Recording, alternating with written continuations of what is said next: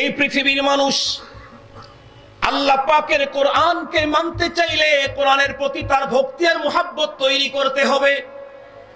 এই কারণেই রব্বুল আলামিন এবং যার উপরে কোরআন নাজিল করেছেন রাহমাতুল লিল আলামিন, এই দুইজনই কোরআনুল কারীমের আজমত আর ইজ্জত আর তার মর্যাদা তার মুহাব্বতের ব্যাপারে লম্বা বয়ান করেছেন।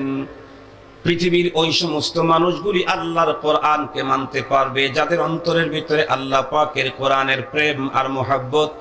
যে যার অন্তরের ভিতরে যত বেশি মুহাব্বত কোরআনের ঢুকাবে সে তত বেশি কোরআনের উপরে আমলি জিন্দেগি করতে পারবে।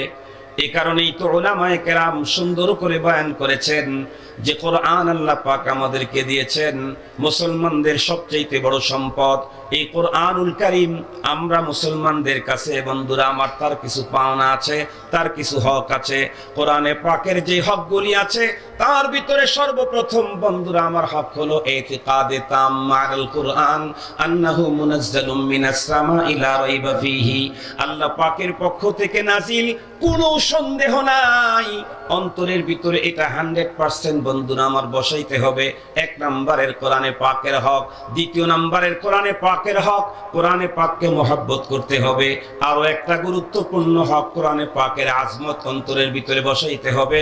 আরো একটা গুরুত্বপূর্ণ হক হলো কোরআনে পাকের তিলাওয়াত চালাইতে হবে। এগুলি হুকুকুল কোরআন, কোরআনে পাকের হক, যেটা আমাদের জিম্মায় আল্লাহ পাক দিয়েছেন।